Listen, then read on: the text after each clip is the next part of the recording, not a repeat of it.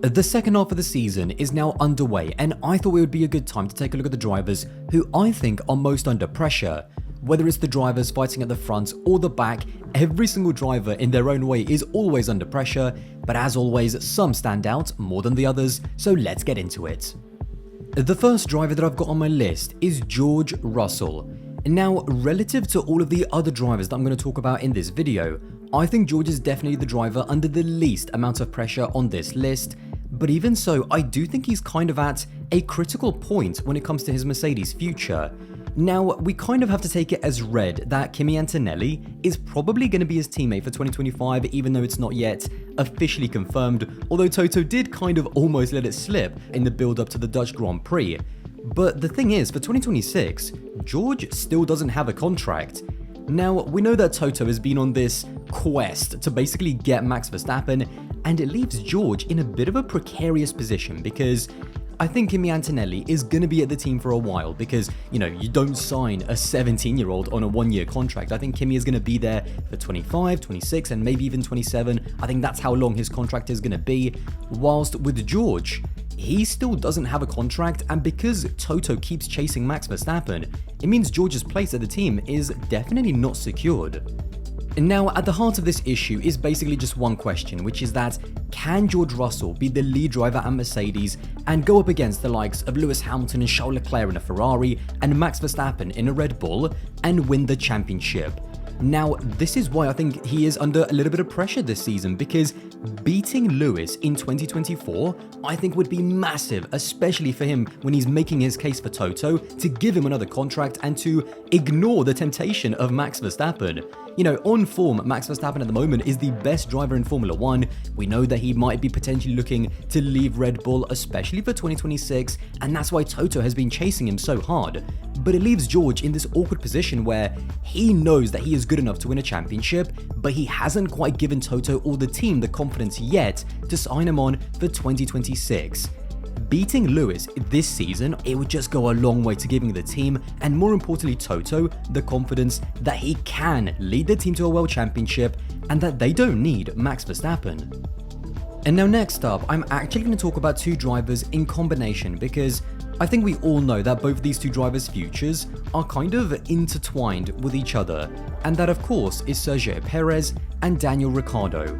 Now, Sergio Perez of course got, I suppose, the vote of confidence from Red Bull that he is going to do the next few races, and specifically the likes of Baku and Singapore, after which his future is going to be reassessed, not just for 2025 but for the rest of this season, because Red Bull will kind of have to reassess where they are in the Constructors' Championship compared to McLaren, and what Checo does over the next few races, and specifically at what Christian Horner called his strongest tracks in Baku and Singapore, I think is going to be huge. Now, what really complicates this situation is that, as Horner himself admitted, and even actually as Ricciardo himself admitted in the run-up to the Dutch Grand Prix, Ricciardo hasn't done enough to be kind of this standout option that he has to replace Sergio Perez. Every single time Daniel Ricciardo scores a point in Formula 1, there seems to be this kind of big push that he has to be in that Red Bull, but let's not forget and let's not kid ourselves. Yuki Tsunoda has outperformed Daniel Ricciardo. I mean, Yuki even recently scored back-to-back points in both Hungary and then also in Silverstone, and so Daniel Ricciardo still hasn't actually done more than Yuki to deserve a seat at Red Bull, but we know for various reasons that Tsunoda is not in the running for that seat, so that's what complicates this whole situation, because clearly Sergio Perez is under-delivering and he is going to be under massive pressure, more than anyone else on this list over the next 4 races to deliver. But Daniel Ricciardo, in a way, still hasn't done enough to also warrant that seat as well, and so that's the conundrum that Red Bull currently find themselves in. And to make it even more complicated, there is the subject of Liam Lawson. And now, Helmut Marko in the run-up to the Dutch Grand Prix finally gave us at least an update on Liam's future by saying that there will be a decision in September and Lawson will definitely be in one of our cars next year. Now, he didn't mention whether that's going to be in the RB or the Red Bull. Now, in my opinion, I think it's more likely that it's going to be the RB, which of course means that one of Sergio Perez or Daniel Ricciardo is going to be out of Formula 1 in 2025. So that in itself puts both of these two drivers under pressure. I think Liam absolutely has to be in Formula 1. He more than deserves a chance. I don't see them risking it and giving him the Red Bull drive, and instead I think they're just going to make a decision between Perez and Ricciardo for 2025, and that is why both of these drivers are under huge pressure, because if Ricciardo comes out in the second half of the season and starts to kind of outperform Tsunoda a bit more consistently, he really makes a case to be in that Red Bull, maybe even for the end of this season, let alone 25. However, if Sergio Perez does kind of start to pick up his results, has maybe a few podiums there and there, that then puts Ricciardo in a very difficult situation, because Lawson undoubtedly has got to go into his seat. He more than deserves it. And then that of course means that Ricciardo would be out of Formula 1 completely for 2025. And now my next driver is Valtteri Bottas, who is currently having, I think, probably the most frustrating season maybe of his racing career, because on paper, he is currently last in the championship, and that doesn't tell anywhere near the full story of his season, because first of all, Sauber have been undoubtedly the worst team across every single race this season, but he's also dominated Zhou, so it's just a really weird and bizarre season for Valtteri Bottas, because I genuinely think that at the moment he's almost becoming underrated. I think he's still one of those drivers where if you give him a decent midfield car, he is going to be a very solid and reliable point scorer. And the way that the driver market has played out, after Jack Doohan has been announced at Alpine, it means that Audi now is literally Bottas's only option. And now where this gets a little bit tricky is that under the management of Andrea Seidel, the team were openly chasing very hard Carlos Sainz to go alongside Nico Hülkenberg at the expense of Valtteri, and that caused a lot of tension between Bottas and Sauber.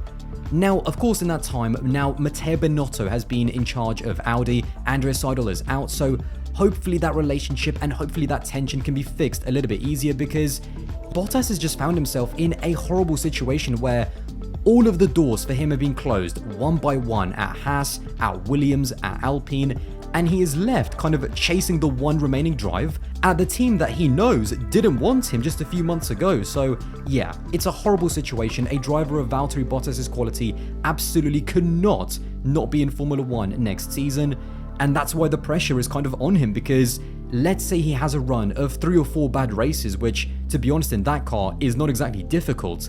It just makes it even more difficult for him to convince that team to keep him on. Hopefully that relationship can be repaired between Bottas, Sauber/Audi, and hopefully Valtteri gets confirmed for 2025 sooner rather than later. And now the last driver on my list is the much talked about and much criticized Lando Norris. Now, the crux of the matter is that he has been a disappointment in my opinion in 2024. I understand that only now is he finally getting into a kind of consistent race-winning car, and only now is he kind of in a championship battle, but also not really. But at the same time, he is a driver in his 6th season, and for someone with so much speed, so much talent, and so much championship potential more than anything else, that is why he has been such a disappointment. And now, in terms of the pressure on Lando's shoulders, I think it's kind of on 2 different fronts. Number one is he himself knows that he needs to improve as a driver. We know that his race starts, especially from race-winning positions and pole position, have been abysmal. I mean, according to the race, they put out an article saying that out of 17 races, including sprints, Lando has lost a combined 15 places on the opening lap, and more shockingly, hasn't made up a position on the opening lap once this season.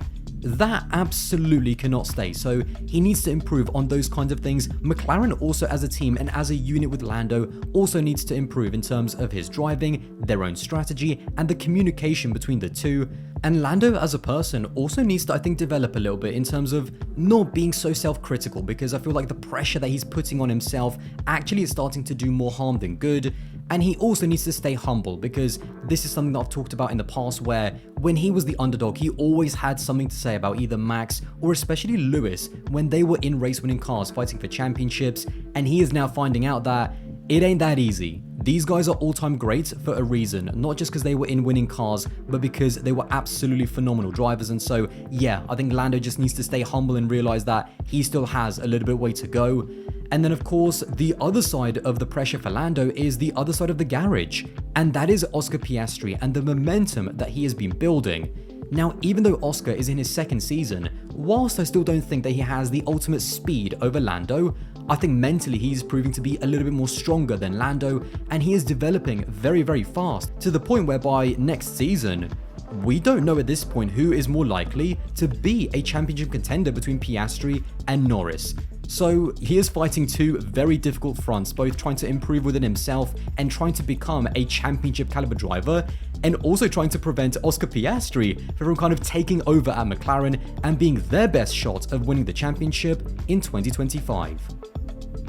Well, there you have it. If you did enjoy this video and want to support the channel, then don't forget to subscribe. That would be massively appreciated, and I'll see you in the next one.